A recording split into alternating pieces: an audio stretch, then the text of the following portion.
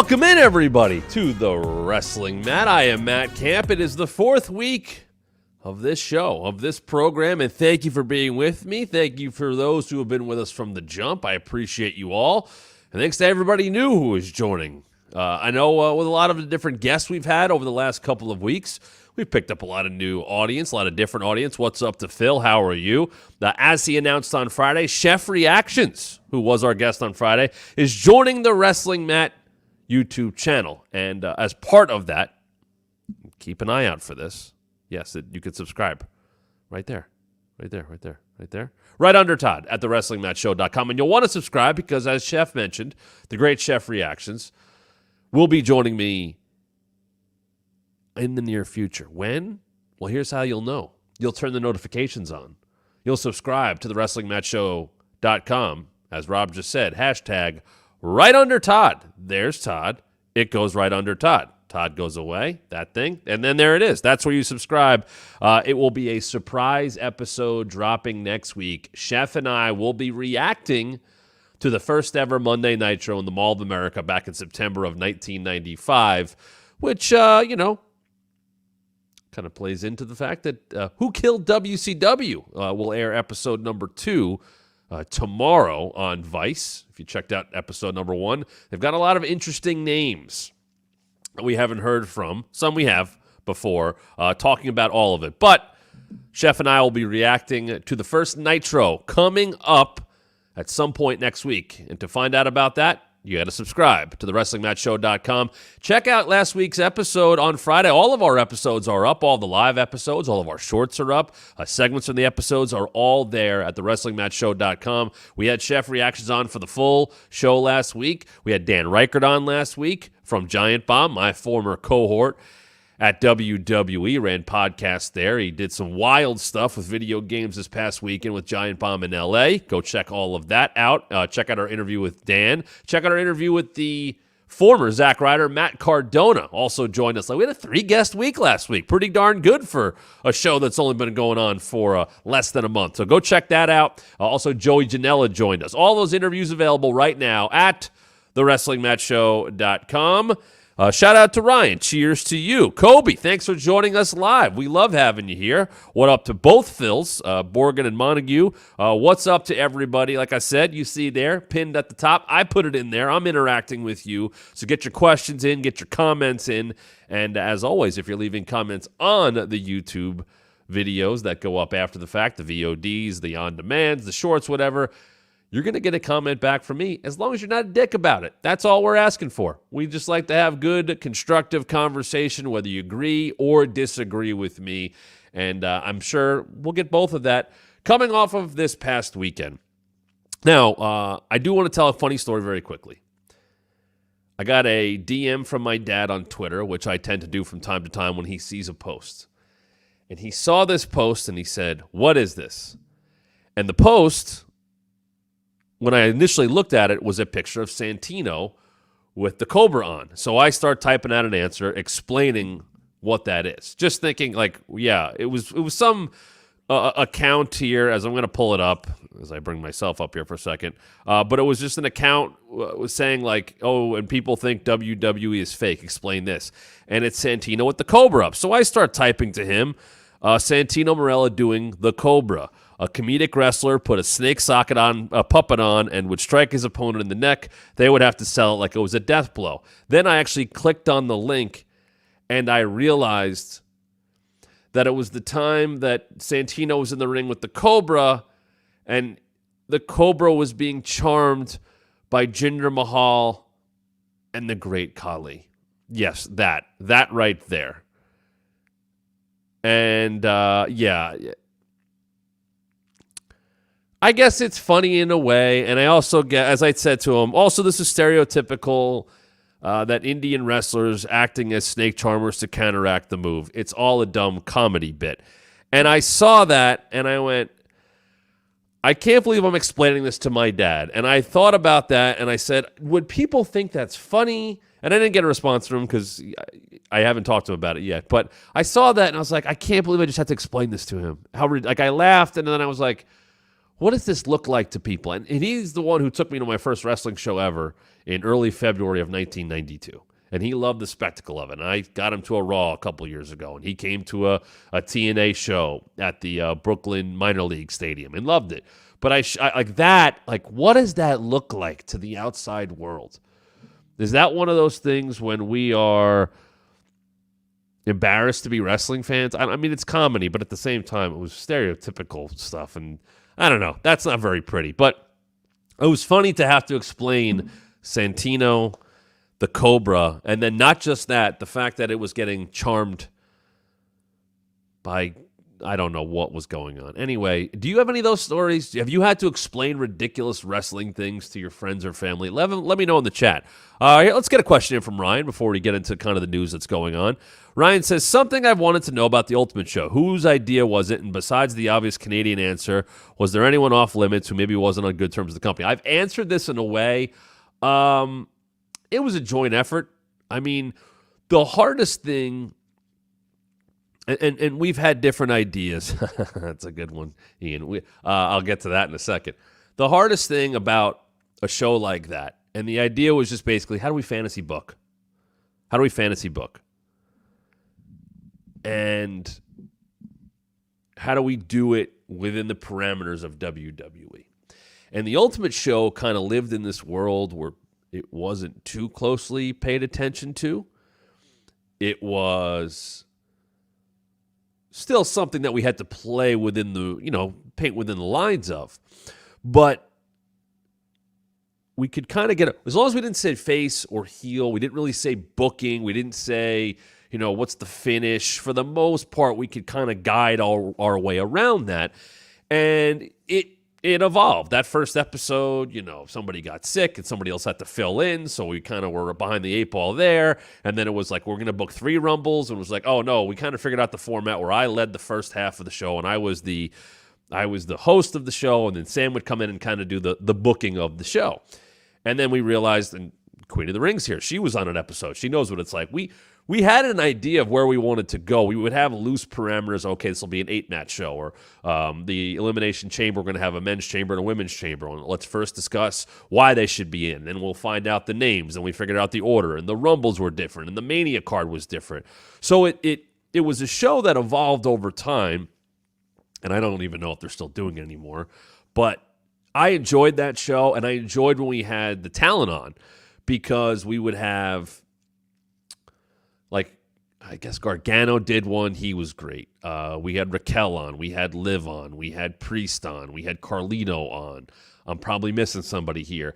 And some got it better than others. X-Pac was fantastic on that show. We had so much fun with him. And if you haven't figured it out, it was weeks when they were on the bump. And then we would just keep them on and we would tape the show. Because that show would get taped probably 1 to 2 weeks ahead of pay-per-views. And it would air on morning of pay-per-views or premium live events, whatever the hell you want to call them. I don't care.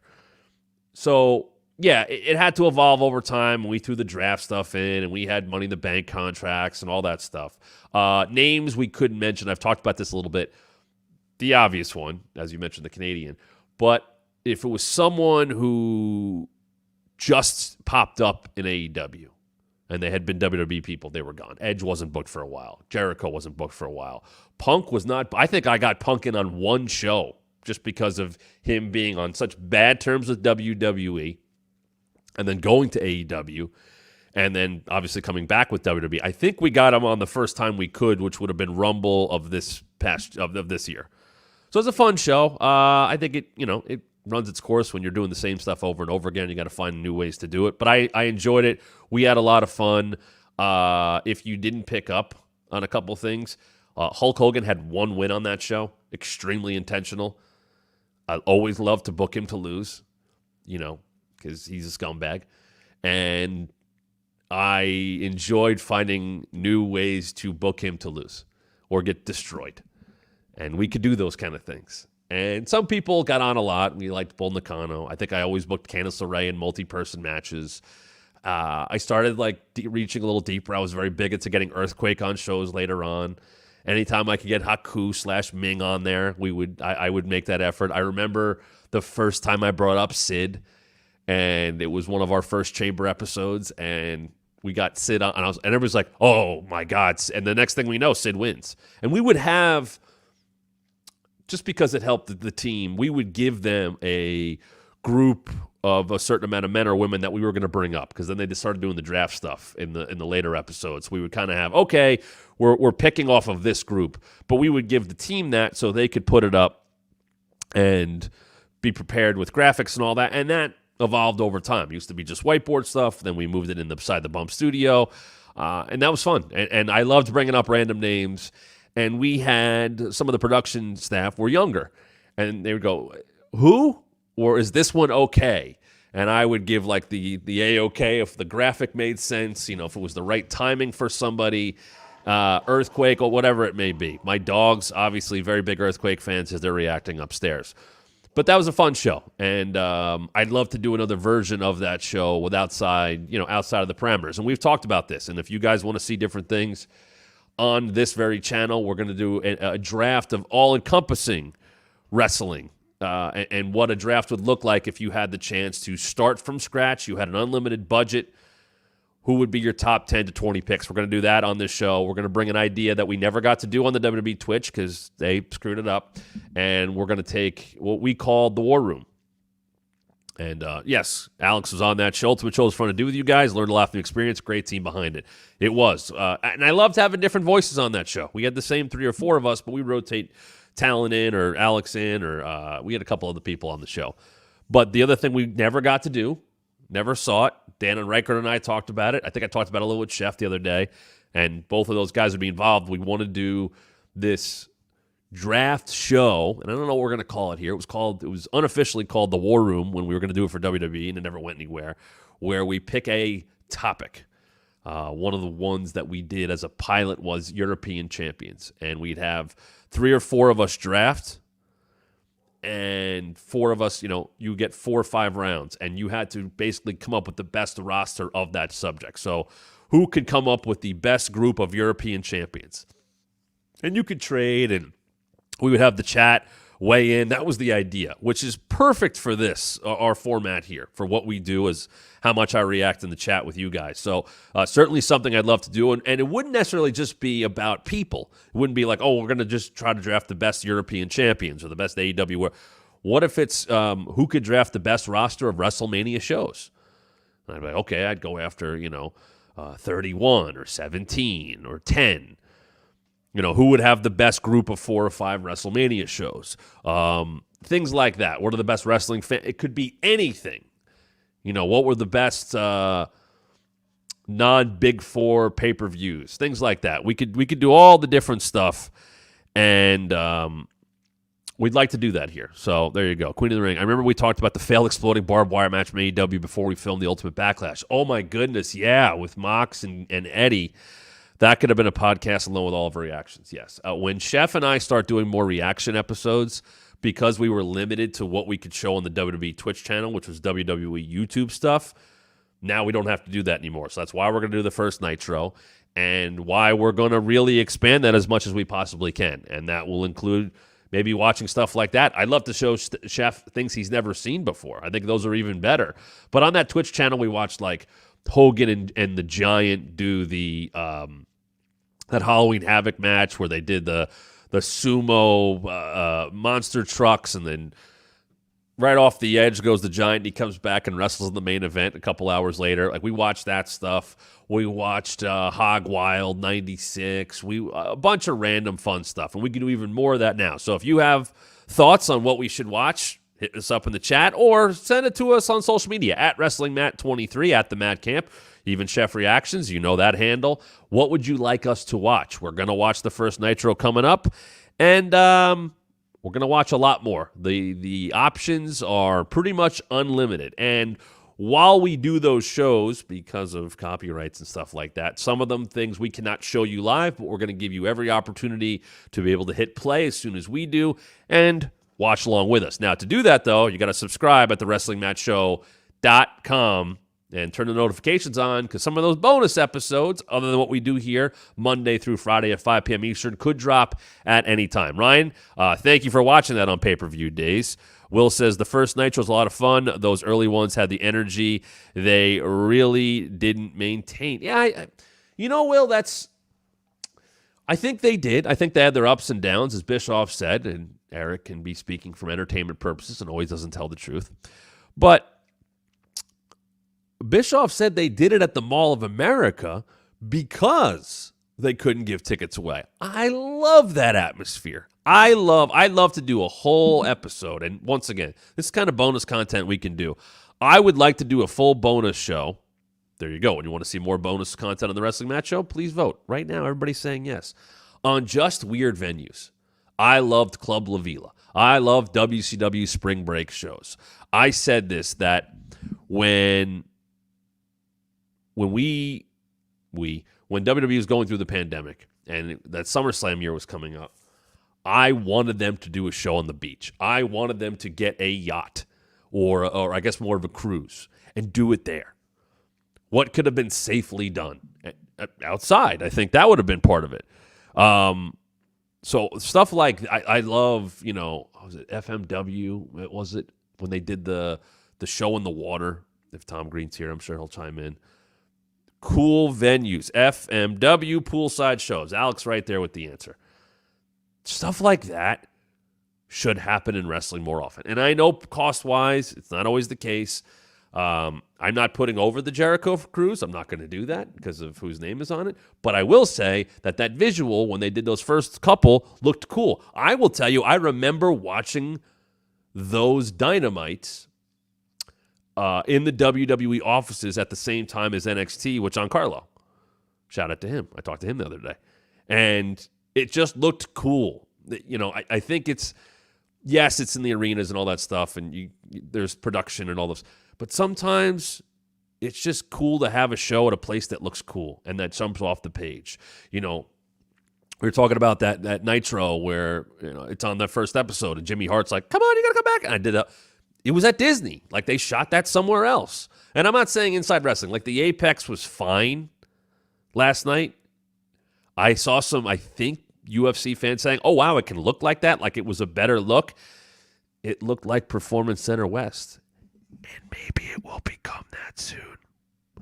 Just guessing. I don't know. But they already have that there. That could be fun. Ryan, you should watch a very slept-on pay-per-view. Great American Bash 89, Sting, Muta, War Games, Flair, Funk. People sleep on that show?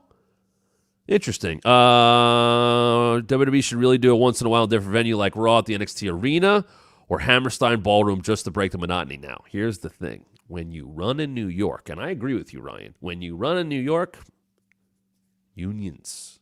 That's why WWE didn't run an MSG for a very long time. There's different deals that deal with that stuff. Running Hammerstein is expensive because you have to use certain talent and crew, and I don't know how that's changed. I'm saying behind-the-scenes crew. I'm saying the union workers and all that, it costs a lot of money to run in those places. So sometimes you got to find ways around that. But yeah, Hammerstein. How WWE didn't run or use the ECW arena for WrestleMania weekend, I don't know. And I'm happy other places got to run. I'm happy Busted Open had their show there. I was at that show. And I guess like RVD did some tour. Believe me, the ECW arena now is not the ECW arena from, the mid and late 90s. It looks completely different. It's kind of nice now, as nice as a place in South Philly like that can be, but it's built now. There's like a mini TV-tron over the ring now. And they do boxing and MMA, and they do wrestling there. And, and I think Stardom ran there, and Busted Open had their show in there, and there was a couple other shows there. That should be a thing. I'd love to see more of that. There you go. Dom just said Meanie did some tours there. Meanie did. Like, those kind of places should be used in some way, shape, or form. When I first heard about Philly Mania, I went, oh, let's do the bump at the ECW arena. Now, they didn't. They ran it in the dark at WWE World instead, where it was, a bottom priority. But, like, that stuff should kind of happen.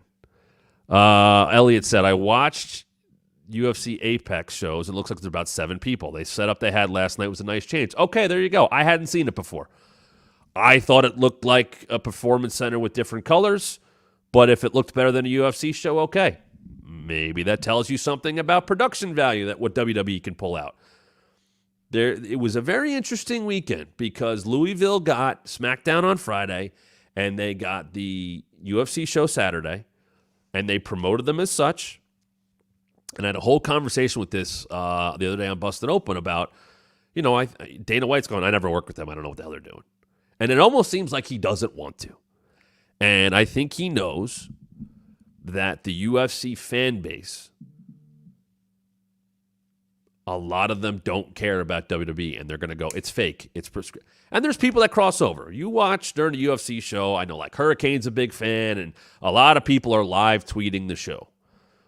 There is some crossover there. There's going to be more crossover there, whether Dana White likes it or not. I think WWE people embrace it more because whatever. It's a show no matter what. I think there's UFC people that go, well, that's scripted. We don't want that mingling with our UFC, with our real stuff. We don't want people questioning if UFC is going to start becoming fixed or whatever it may be. I don't think they're going to get that. I don't think it's going to happen. For all the smart things that Endeavor does, they're really trying to make this something, and I just don't think there's enough crossover there. I could be wrong about that. I could be wrong. I know there's fans of both. I just don't think there's enough crossover there. Phil noted Garden was mad expensive, as well as the unions. Why they ran Barclays? Yeah, they got a better deal. Will, what about the Lucha Underground Temple? It has a unique look to it. It's not like that all the time, though. That's the thing. That to me was the star of Lucha Underground, was the temple. It looked so cool with the office, the backstage stuff, and that was a TV show, a dramatic television show that happened to have wrestling. The temple was was part of the wrestling show, but it wasn't just wrestling. Whereas like Raw is what happens in the ring. There's backstage stuff, but it's at an arena. The temple was all engrossing. I love that. And if TNA is looking for, it sounds like they might be looking for somewhere to run all their stuff, maybe they think about something like that. If a venue has little nooks and crannies and fun things and its own personality, I think that adds to the show. Phil said, I was at SmackDown. A bunch of people I know went to both. Oh, okay. UFC hadn't been in Louisville since 2011, so a curiosity thing. All right. Ryan says, I think wrestling fans will embrace UFC partnership more than MMA. I agree completely. Totally. That's absolutely the case. Zach, love Lucha Underground. I'm a big Lucha Underground fan. I think it dipped a little bit as it went, but some of those first couple of seasons and Dario Cueto and what they did with someone we're going to talk about. Let's get into that.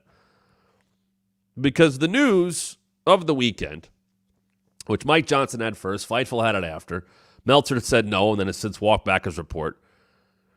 Ricochet, done, finished, finito, or the combination, in the words of Kenny Mayne, finisho with WWE. Now, it sounds like tonight is it.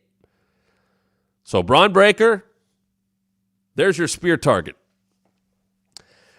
Ricochet, gonna call it in WWE. We just talked about Lucha Underground and, think about what he did as Prince Puma. Maybe Ricochet's best work. You know why? He was a character. He wasn't cutting promos. Ricochet is 35 years old. He's been in the wrestling business for, I think, pushing almost 20 years now. He still works at a very high level. He has talked about moves he's had to retire, but he still does things that almost no one else can do. There has been value to that. He was with WWE for 6 years. He made his way to the main roster in early 2019. Told the story the other day. I'll tell it right now. That I heard this story from somebody I used to work with there. They were sharing an elevator at Titan Towers with Vince coming out of the gym. And I think Dan and I talked about this a little bit last week. They would program the linear feed of the WWE network basically just for Vince. Everybody else uses the network or uses Peacock on demand. They go find what they're going to watch, unless it's a live show like last night or, Clash this weekend. And the person I know was in the elevator with Vince, and Vince looked up, and I think they were showing a replay of that 6-man ladder match, which was, I believe, Ricochet's TakeOver debut. And Vince's like, oh, how about that guy? Ever seen it? And all of a sudden, he's on. He's moved up. The timing that match might be wrong, because I'm now thinking of it. He came up around that time anyway and was doing the stuff with Alistair. But something spectacular of Ricochet just happened to be on the screen, and Vince saw it. And then all of a sudden, Ricochet's up. None of that is confirmed. That's why he got called up. But if you think Vince was watching NXT every week, no. No way. I think he was shown stuff, and then sometimes he would be people would get called up, and creative would be what it was. And as we know, a lot of those NXT people that got called up from Black and Gold, some did well, some did not. And Ricochet came up, and he had runs at the U.S. title. He had the matches with AJ, and he was the IC champ, and he did some good things. But Ricochet acknowledged he wasn't a good promo. I interviewed him multiple times. Some were good at best. A lot of them were bad. He was not a great talker. I think it always hurt him. I remember once someone tweeted Mustafa Ali about, a bad promo, thinking it was Ricochet, which is an indictment of that human being. And Ricochet's like, no, I'm the one who does the bad promos. And I was like, I would not say that publicly, even though it's true. And I never understood why he didn't work at that. And some people just don't have that. But it was almost like he acknowledged it and was like, yeah, I'm not a great promo. Well, here's the thing. There's a lot of great workers. There's a lot of great characters. There's a lot of great characters who are great workers, and vice versa. What was Ricochet's character? Why did I care about him? Great wrestler. I think he under and overachieved at the same time. I think he underachieved because he never evolved. I think he overachieved because for a guy who wasn't a good talker, who didn't really have much of a gimmick or a character, he stayed pretty active on television. It would move around. The guy was on Raw in the last couple weeks, playing an important role. Not a major role, but, he was put in that match with Logan Paul because they had that moment at the Rumble. Ricochet could make those moments. And I'm getting a text about the program from someone. Interesting. Ricochet could make those moments. But there was never more. There was always standalone moments, and nothing would get built off of that. So we had that moment with Logan at the Rumble last year, and then it kind of set up, in a way, the match at SummerSlam. And the problem with that is that Logan Paul is 1,000 times better talker and character than Ricochet. And he called Sam out and said, she's going to say my name when I beat you. Okay, heel stuff. Heel 101, good heat, makes all the sense in the world, and your babyface should want to get back at him. So what happens? Logan Paul knocks him out with the brass knucks. Sam's got to say Logan Paul's name, and Ricochet does nothing about it. Now, I will tell you that he was not happy with how he was booked after the Logan Paul thing. So I don't know if he was promised something by, hey, we really need you here. By the way, a lot of people would have been happy to have that kind of spotlight match at SummerSlam with one of the most well-known people in the world, Logan Paul. Ricochet handled himself well in the match. And then what happened? He didn't get pissed off that his significant other had to say his opponent's name. Whether he was supposed to or not, whether he was booked that way or not, there was no follow-up. So it was basically, I got beat by Logan Paul, who's not a full-time wrestler. He said my significant other was going to say his name when he won, and he did, and I didn't do jack shit about it. Why am I supposed to get invested in a guy who lets that happen? You walk over him until the next time. Now, I think that's on booking. Skelly Butt says poor booking strikes again. It could be. I don't know what they told him. Sometimes you got to stand up for yourself, though. Hey, why are we doing this? Where am I going next? Unfortunately, I don't think that he had enough. What's the right word for this? Cachet. I don't know if he had enough goodwill built up. I don't know if he had enough booking power or credibility. Maybe credibility is the right word to demand anything. Certain people can do that. You know, I've talked about how I don't think if Roman was around, the bloodline would be looking like they are right now. I think Becky Lynch, when she moved up in the world, has been able to go, hey, let's maybe not that. This is not just a Hogan thing. You know, it used to be Hogan have all that creative power, and that was talked about, and people have had levels of that. But it's because you give a shit about how you're portrayed. Mark Henry and I talked about this on Busted Open this morning. It's not only about how you're portrayed. What value are you bringing to the company? What kind of value is Ricochet bringing to the company? It's capped. You could put on the good match with Logan Paul. Are we going to build anything after that? Nope. Is that bad booking? It might be. Is it a lack of confidence in him as a talker to actually flesh it out and do more with it? I certainly think so. So what's next for him? Where does he go? Ryan just said this, and I think it's a decent point. My issue is if he goes to AEW, and this isn't tribalism, in WWE he's the one and only. In AEW he'd be one of many. And that right there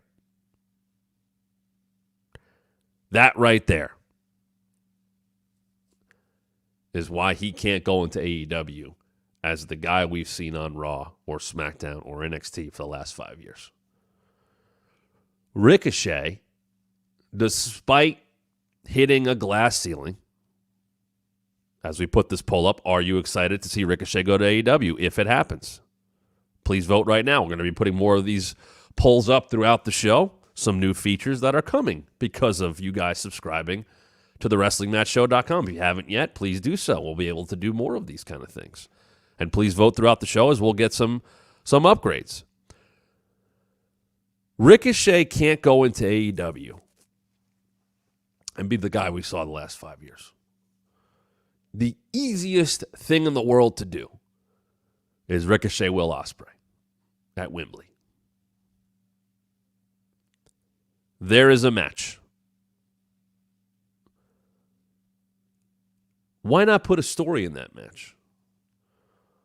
Why does Ricochet have to be on Will Ospreay's level? Why do we have to do a rematch just for the sake of doing a rematch? And they very well could do that. But what if Ricochet is a heel? What if Ricochet goes, screw you, Will Ospreay. You don't just get to call me over to have a match. You think you're the best? I've done everything. I've been everywhere. You don't get to just call me out. You know who I am? And it's not, you got to stop short. You have to stop short of saying I've been to the top of the mountain, because right there, you don't put AEW on high of enough pedestal. Now, if Ricochet could say, listen, I've wrestled in front of more people than you ever have, Will Ospreay, in your entire career. Maybe there's some truth there, probably. That talks about New Japan, though. That talks about everything. I'm not walking in here because you say I should walk in here. I'm walking in here because I should own this place. I should be main eventing at AEW. Be that guy. Want to give him a nice mouthpiece? Stokely Hathaway would be great to get Ricochet over. And for God's sakes, not Don Callis. Someone who can talk up how good Ricochet is. Someone who can cover Ricochet's weakness. If you give Stokely, just like the promo he cut with Chris on Saturday night was a home fucking run. Man, he was fired up. But why? Look at who he was working with. Everything he said, I believed, because Statlander exhibits all those things. Powerful, speed, intensity. Go ask Stokely to talk about Ricochet. You got a list of unbelievable things he could talk about. Will Morris, heel Ricochet is intriguing. He can lean into being cocky. Here's the comparison I made with Mark Henry this morning. I said, why can't he screw with the crowd? Go to the top rope. Nah, you guys don't earn it. Pac did that. If Ricochet has a babyface moveset, has always had it. Imagine if he changed it up a little bit. Imagine if he didn't go to the top. Imagine if he wasn't so spectacular. Imagine if he worked a few more strikes in. Grinds opponents down. He'll do what he's got to do. I get it. You don't want to see him completely change his game. That's what he is. But give them a reason to not like you. Give me a reason to sink my teeth into a story of Ricochet and Will Ospreay. You, right now, could have him make a completely surprise debut. Jimmy Cordero's talking about that with me this morning. Especially if it's in Wembley. Or an event where you sold a lot of tickets. Him and Pac would be tremendous. It's happened before. But that's the thing. I don't want AEW to book things because of good matches. It would be easy to say Ricochet's debuting and he's wrestling Rey Fenix next week. Holy shit, what a match. Or a heel Ricochet goes up against Rey Fenix. And we drag that out. We drag it out. We make it go longer. We put a story behind it. Maybe it's a best of 7 series. Maybe it's a best of 5 series. And there's a goal at the end of it. It's a title shot. I have no problem with Ricochet having these great matches. But instead of them just being great matches, which AEW has plenty of and plenty of great workers, how does he set himself apart? You can make yourself more valuable if those great matches actually go somewhere and not a Tuesday tweet from Tony. What an unbelievable dream match we have for tomorrow. Absolutely. We'll put a little story behind it, drag it out a little bit more, and now it's just not another great match. I am happy that I could put AEW on any given night and probably get 1 to 2 very strong matches. I'm very happy that that can be a thing. But I would care about them more if there were stories behind them, if I could sink my teeth into these new signings. If they weren't the shiny new tour for 4 weeks and then, where'd they go? What happened? Ricochet could look pretty damn cool as a heel with vignettes. Shit, fly him around the world. Have him go to all the places that he has already conquered. Show him outside the Tokyo Dome. Whatever. Show him outside Kirken Hall. Show him in England. Show them outside the big venues in America. I've conquered all these places. But there's somewhere else I haven't conquered quite yet. ... And you could play that up, by the way, as if he's coming to AEW to be a big baby face. And oh my goodness, and then he shows up and he screws Ospreay over and you put Stokely with him. Now you have dynamics in the matches he can have. You wouldn't expect him to be a heel. Now he's got some character. Now, because of all the great things he can do, there's arrogance behind that. Ian said it earlier. It's hard to book him as an underdog because he was so good. Then don't book him as an underdog. Then acknowledge the fact that he has been one of the best in-ring workers for such a long time. Now I have something to sink my teeth into. I have a reason to look at those matches and go, that bald son of a bitch, I want to see him lose. Imagine he messed up some other dream match. Imagine he does a run-in at Forbidden Door and screws Will that way. Now all of a sudden, Will Ospreay versus Ricochet is not just a rematch dream match. Now it's a grudge match.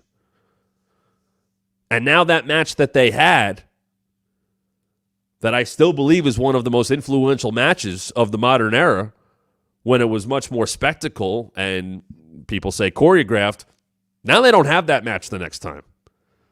Now it's more physical. Now it's more violent. They're going to go to the top rope and do things, but now you've added a layer to this. It's not just a good match or a dream match for the sake of a dream match. You can add more to that. We do have the polls going up here. I know we just put one up. I'm going to make sure. We're dropping this poll only right now on YouTube, so if you haven't done so, make sure you subscribe at thewrestlingmatchshow.com because we want you to vote on this. Would Ricochet versus Will Ospreay be a 7-star match? And I'll throw a side onto that, and you can put in the comments. Would you care if they just had a 7-star match and it was one and done? Or would you rather it be more pro wrestling and we build the story up a little bit differently? And we find dynamics between the two that are not just, he's a great wrestler and he's a great wrestler. Let's see who the better one is. That's easy. You could do that. Or you could give people something to invest in for more than one night. And by the way, you could still play it up as a major dream match, and they should. And you could show every highlight in the world. And you know what? They both can go, we're different wrestlers. And Will could be pissed about Ricochet. And Ricochet can go, that was a night off for me. Think of how better I am now. Acknowledging, yeah, it was a good match, but I'm better than that. I've gone on to bigger and better things. I'm here to do more than that. I want them to have a great match. I want to watch that. I want to see Ricochet against Rey Fenix. I want to see Ricochet and Will Ospreay against the Young Bucks. I want to see Ricochet against Pac. I want to see Ricochet against Okada. What does Ricochet versus Kenny Omega look like? What does Ricochet versus Jon Moxley look like? Corey, you know what? If you think he'll be a nobody in AEW because of how they book people, I understand that. I hope they wouldn't drop the ball. Tension, as Will says. Tension goes a long way. Stories bring people back.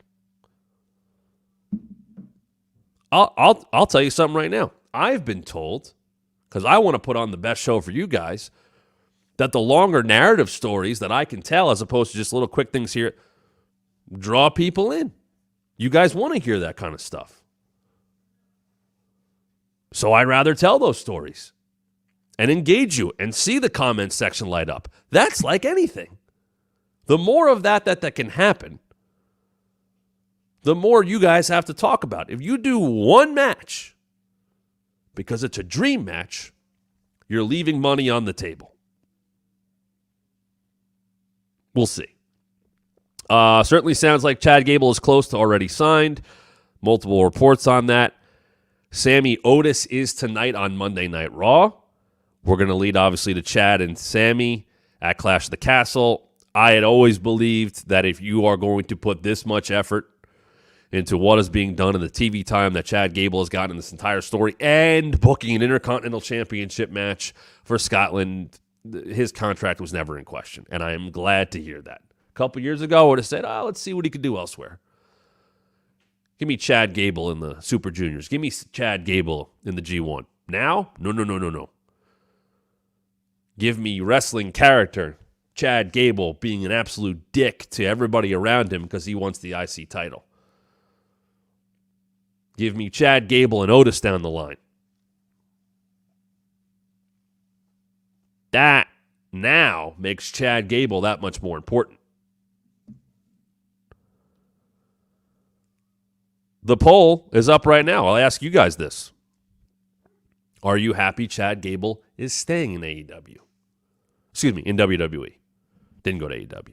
Are you happy that Chad Gable, and you might have had a different answer a couple years ago just like me, is staying in WWE? I am, because I like watching this Chad Gable. And I know Chad Gable could still have great matches. And him and Sammy are probably going to have a very good one, and there will be some pro wrestling involved in terms of turns and Otis and Maxine and Tozawa, and there should be. But Chad Gable's matches mean a hell of a lot more now because of how they're being built. One more thing before we get to Battleground. Cody Rhodes put out a tweet over the weekend teasing he'd be at NXT tomorrow night. There he is. After he did some Pilates at his wife's Pilates studio in Georgia this morning, he is saying that he will be at NXT tomorrow. NXT tomorrow has a very, very good chance, their number, ratings-wise, what they do, of not only beating, but significantly beating what AEW does on Wednesday night, because AEW is up against the NBA Finals. And the WWE wants to make sure of that. Can those two companies coexist and all make a bunch of money? Hell yeah, they can. Does WWE want to twist the knife, send Cody there and make that number go up a little bit more? It's been close the last couple of weeks anyway. It's petty. It is petty. But they want to make sure NXT beat Dynamite at this. Let that be the discourse. Competition does matter. Absolutely it does. It ain't random Cody's going to NXT this week. Far from it. Let's talk about NXT. Let's talk about Battleground. Roxanne Perez beats Jordynne Grace. Very good match. Should have been the main event. Two very good workers. Styles making the fight. Absolutely would love to see those two do it again. It's the best Roxanne match in forever. I know a couple weeks ago we had that segment on the show where I said somebody who I don't think is ready. She needs to work with people that are better than her, at least experienced as her. She doesn't get as many of those opportunities with a deep but still inexperienced women's division. It is very easy to go, oh my God, they're so good. No, they're deep. They have a lot of potential in the NXT women's division. There are far many more unfinished products, and that's okay. It's developmental. It just happens to be on television. What we're watching now would be like watching OVW in the 90s with Brock and Batista and John Cena and Shelton Benjamin. Mark Henry and I talked all about that this morning. When those guys and Mickie James and Beth Phoenix were coming up and learning, it's the same thing that we're seeing. They were just in a small, dimly lit arena in Louisville. The Performance Center has WWE production behind it. The Performance Center and NXT is a good-looking enough program that it got on USA Network, that they paid for it, that CW is paying even more for. It's still developmental on TV.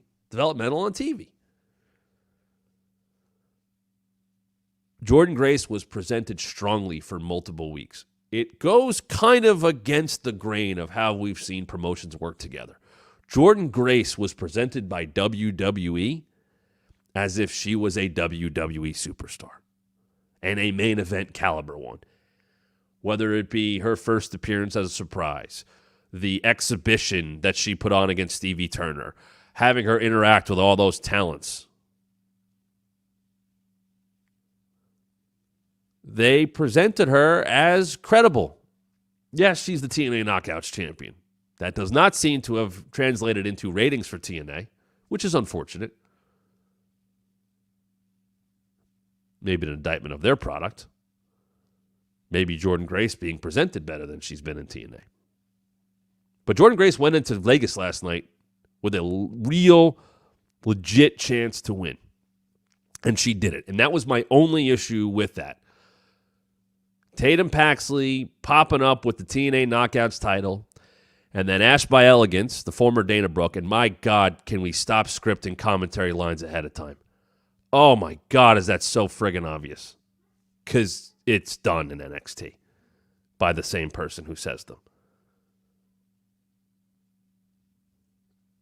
Dana Brooke, who we last saw in NXT getting booed with the whole storyline with Cora, is the one you bring back?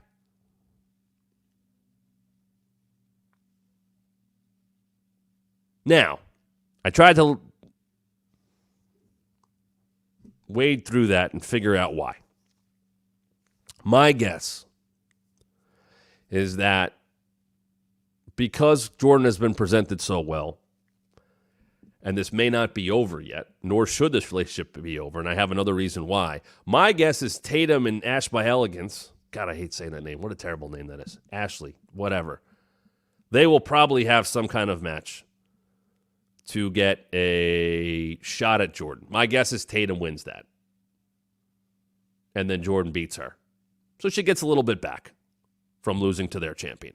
That would be my guess. That's the logical part of it.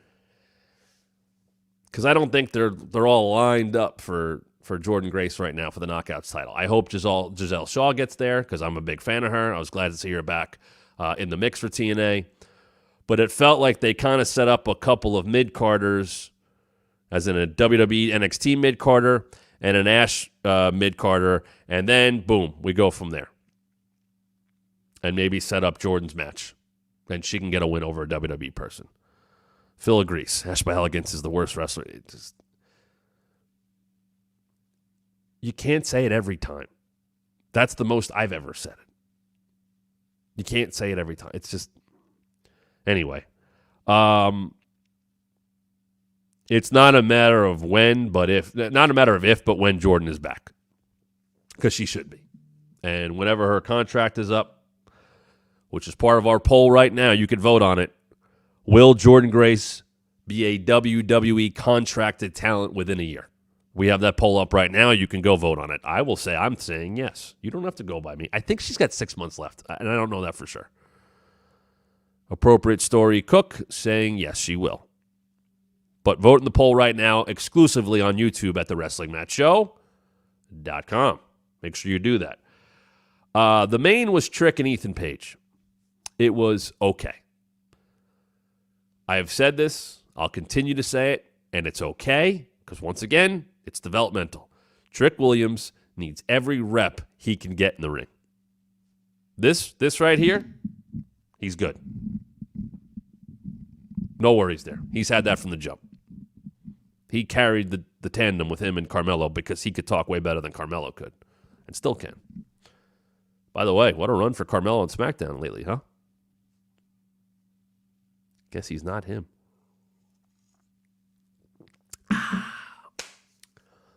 But Ethan and Trick showed that Trick, not quite there yet. I'm happy he's still in NXT. I think he needs more time. And that's okay. Ethan Page had a fine match. The story was that his temper got the best of him. He's a little blinded. And like Trick can do, he can hit that knee and win. And as, Page put up on his social media, those 3 seconds will haunt me. Trick was 3 seconds better than Ethan. Now, they kept the story going with Meta-4. My question is, what's the dynamic? Because Meta-4 were heels, and then they're dealing with Ethan Page, and he's a heel. And there was attacks, and there was an attack at the hotel or a Mensa. So I'm trying to figure out how that works. But there is a built-in story, and Ethan's going to stick around. I am bummed that both of the surprise challengers both lost. I do wonder if that hurts not the portrayal of Jordynne or the portrayal of Ethan Page, but maybe WWE wins again. I mean, Ethan's signed now, but I think you know what I mean. There was a chance to maybe capitalize on this buzz. Heat waves coming to Canada. That's where Ethan Page is from. Could you have done that? Trick's over. He could have lost. It would have been fine. Him in the chase is a good idea. He really wasn't in the chase for long. He was more dealing with Carmelo. That was more of the chase than him actually going after the title. He could have a longer chase for the title. And a guy like Ethan Page has shown in the matter of 2 weeks, very comfortable, very confident. Definitely somebody NXT needs. And that brings me to this point. You need more of that experience around NXT talent. Ethan Page fits that bill. Jordynne Grace fits that bill. They have an entire warehouse of people in NXT that are very green and very inexperienced. And people we've never even seen before on television. And they have popped up on those, whatever the hell, Proving Ground, Tough Enough, whatever that show's seen it. Some of them got cut after being on that show already. But they don't know what they're doing necessarily yet. And that's okay. Once again, it's developmental. You want to get more experience? You want to get them in a place where they're not as comfortable and ain't working in the warehouse next to the PC with all the rings. And ain't working in front of the same 300 to 400 people that show up in Orlando every Tuesday night. It's not those coconut loops where they run those similar armory buildings and everything in Florida. It's about getting on the road. It's about getting in different rings. It's about working with different people. There was a time, and I hope it's not the case anymore, where WWE was worried about people picking up bad habits on the indies. Or they could pick up good things because WWE is not the end-all, be-all of training. The stars that have come through NXT that have made it may have gotten some polish in NXT, and I'm not going to discount that. But Kevin Owens was 95% there when he walked in the door in Orlando. So was Finn Balor. Sure, Bayley got a little more polish. She could work. Sasha could work. They learn from doing it. I say this in the communications field all the time. You got to go out and do it.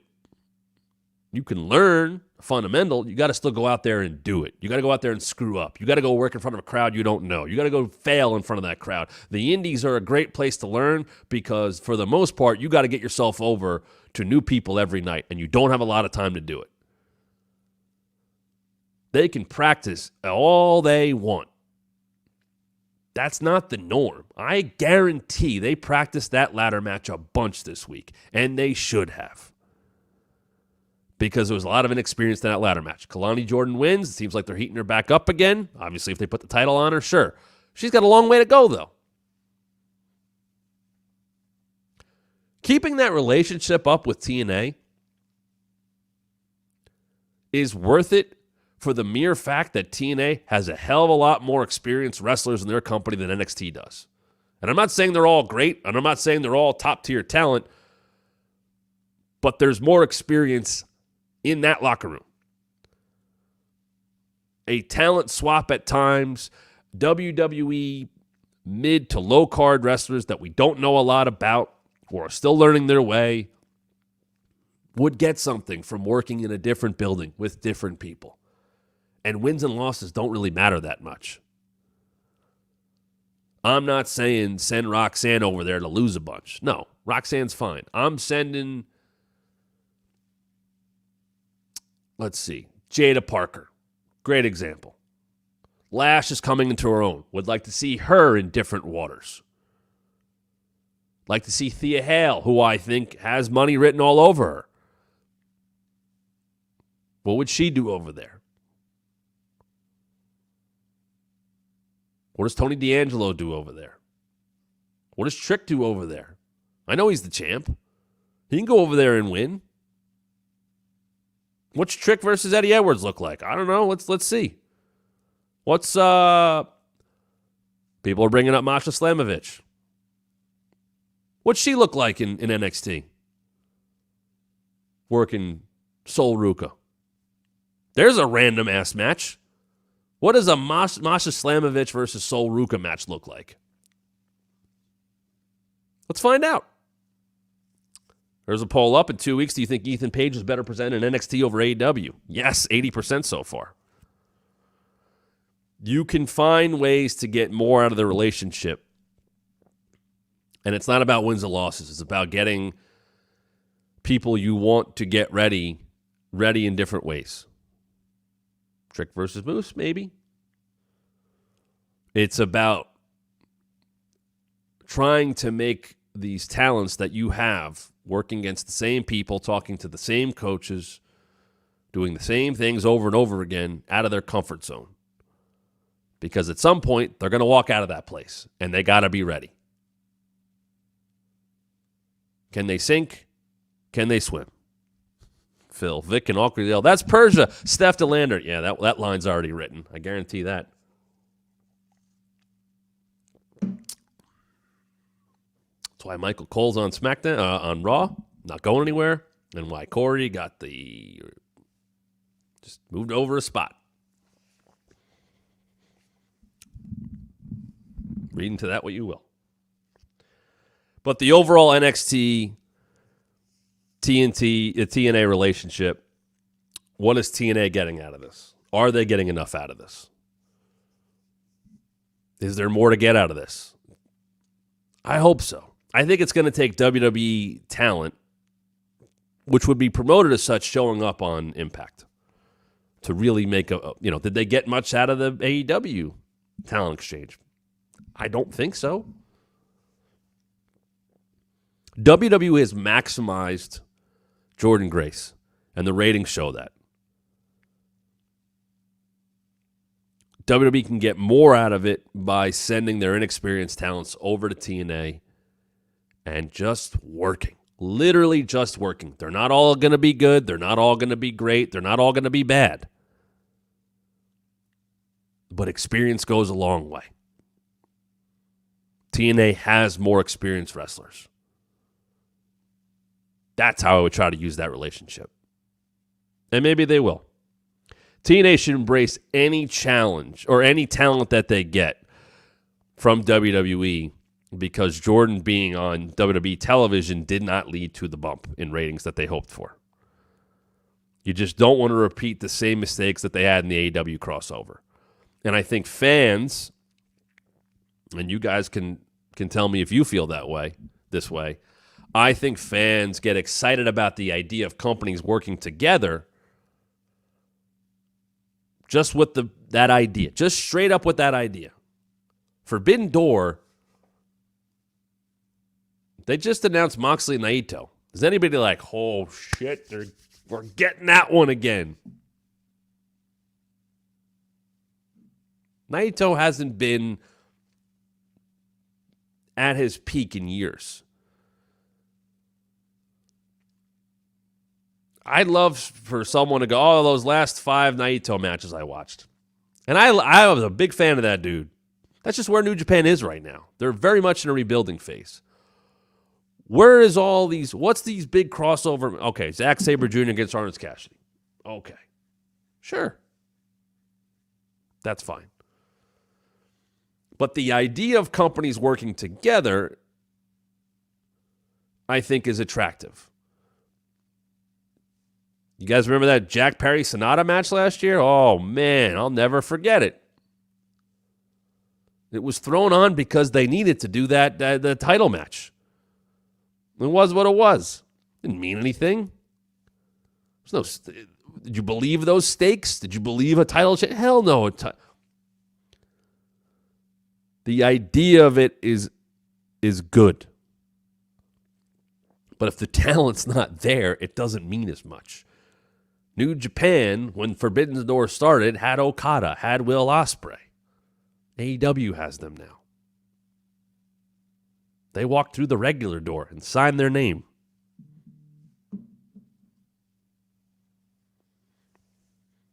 How about this? Let's throw this up as a poll.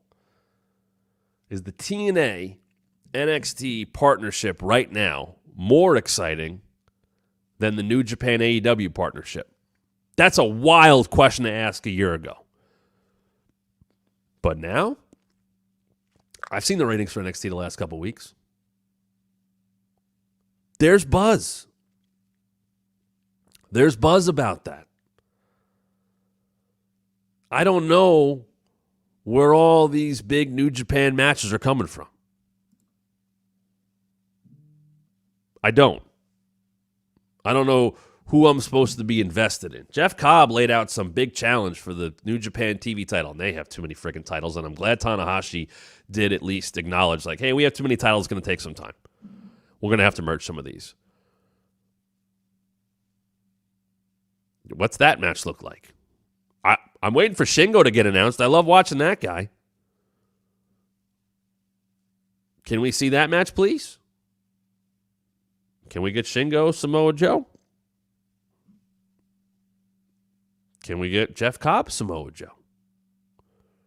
Now I'm starting to work through them, but there's not a lot of those.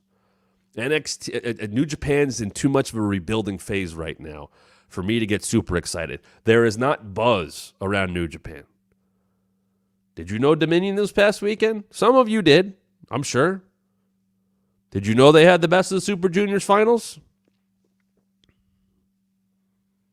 I saw the G1 dates get announced. I used to love the G1. I used to love to watch Tomohiro Ishii be the MVP. And by the way, that Frankenstein hit, which I saw via social media. Somehow New Japan didn't block that one. That was awesome. Tom Green.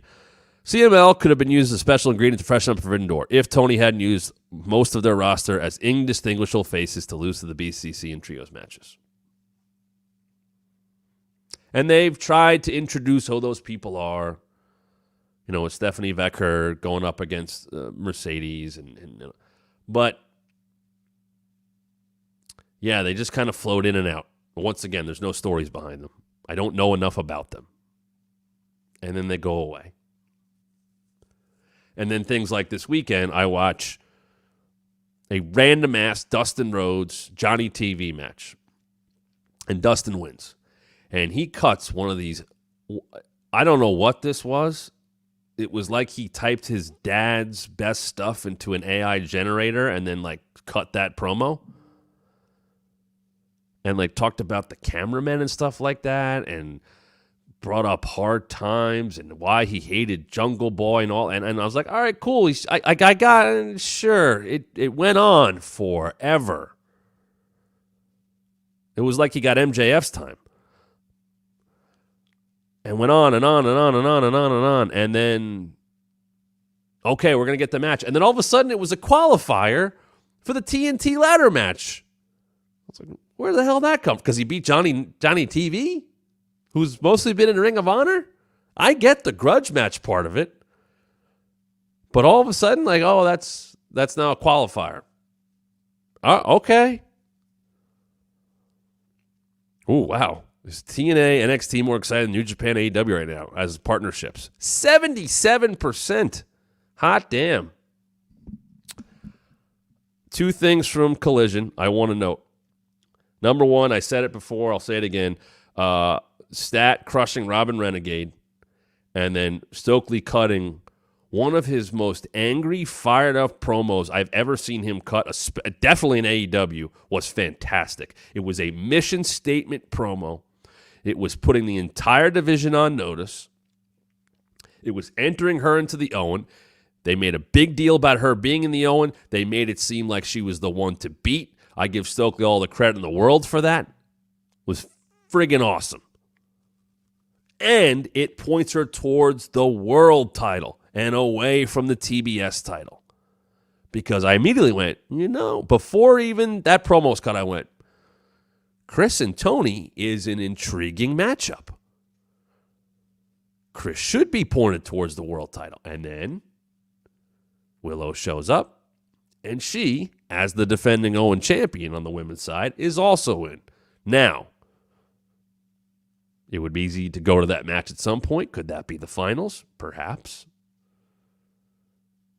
Perhaps we get there. Perhaps they cost each other. And by the way, it could be a feud outside of a championship. That can happen for women. But I liked how they made that matter. Now, one other thing from Collision I want to note. Because it seems to be like the wrestling, this is for the sickos. The opening tag match with Yuta and Claudio against FTR was fucking awesome. Go back and watch it. So many fun spots. That was one of those matches I went, oh yeah, he's my favorite. And maybe one of the most consistent in-ring wrestlers ever. He does not have a bad match. It's not possible. He could have a match with this thing, and it would be good. Although Claudio would be more of the base, even though this is a base. It was so good. 4 pros expected. Crowd was hot as hell, by the way. Not a huge crowd, but a hot crowd. It made a difference. And here's my point now. I'm watching this match, and they go back and forth, and the time limit comes up. Bobby Cruz makes the time limit announcement. 1 minute, whatever it was. And Shivani and Nigel go like, whoa, wait a minute. We didn't even think of that, because why would you think of that? It doesn't happen often. And they went to a draw. Now, AEW has used the draw before. Danielson Kenny was a draw. They've used it. They haven't used it often. And they used it. And then Dax goes and grabs the mic and goes, 5 more minutes. And they go to make the match, and because the Young Bucks apparently don't go to Collision, Brandon Cutler got to be their proxy and say, no. And he got all the heat for some reason. And then they beat him up, and that was that. And Claudio went, I'm not going to shake your hand because it's cliche, but I'll do this again anytime, anywhere. And they had a great 20-minute draw tag team match. And I realized that maybe, just maybe, AEW was reconditioning their fan base that a draw is a possibility. And that, my friends, is what leads us to Swerve and Will Ospreay at Forbidden Door. 2 ascending wrestlers. The world champion not as over as his challenger, but 2 ascending babyface wrestlers. Having a match 2 months earlier than any of us expected it to happen.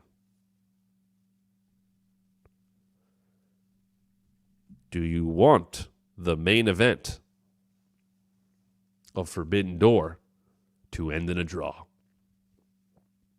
Because to me, having a random tag match end in a draw, it wouldn't have hurt either side to lose that match. We didn't need to get the heat on Brandon Cutler. They probably won't even follow up on that. But it was almost a reminder that, yes, draws exist in AEW. as we have a poll up. Has AEW made Will Ospreay versus Swerve something you want to see? What do you guys think? Exclusively on our YouTube page at thewrestlingmatchshow.com. I think a draw is now in play. I don't know how I would feel about that to close out a pay-per-view, and maybe it won't. It probably will. But I think the draw is in play. And I wonder if they do the draw, is it a backdrop to have Swerve involved with the stuff with the Elite? Is there a break from Will and Swerve going against each other to find themselves on the same side? And we get some gimmick match to go back up against the Elite. Because I think there should be something with a power struggle involved or whatever it may be. But you can't have all this interaction between Swerve and the Bucks and tell me something's not going on.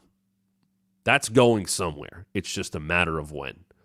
And by Brandon Cutler, and this is me now just putting it all together, by Brandon Cutler jumping in there and going, no, you don't get to see any more good wrestling. This was a 20-minute match. AEW fans love their great matches. How do you mess with them? The top two superstars don't get to finish having their great match.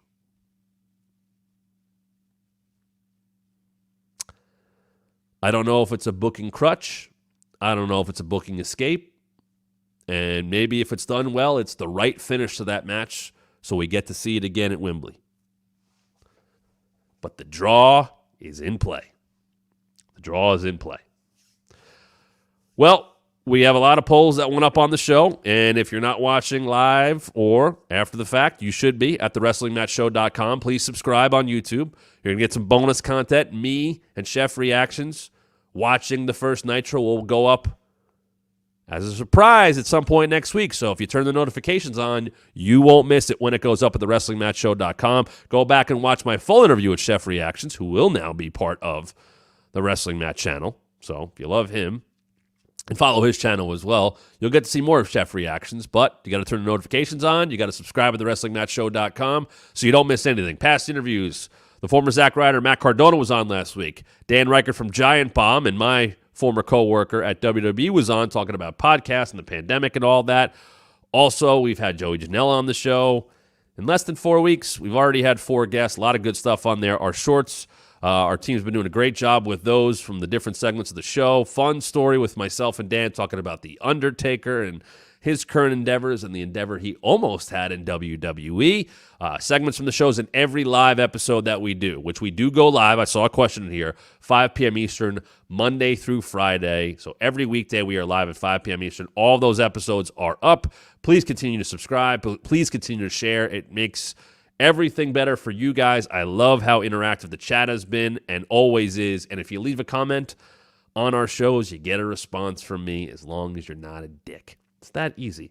More to come, though. Tomorrow we'll be breaking down Monday Night Raw, the go-home show ahead of Clash of the Castle, looking towards NXT, and see if any other news comes out. You know we will have it here. Make sure you follow us on social media at WrestlingMatt23 on both Instagram and Twitter. And once again, please subscribe at thewrestlingmatchshow.com. Turn the notifications on. Hit that like button. Leave a comment. It all helps, and I appreciate everybody for doing so. So we will be back tomorrow, where we'll be talking about wrestling even more. See you tomorrow, 5 p.m. Eastern, right here, thewrestlingmatchshow.com.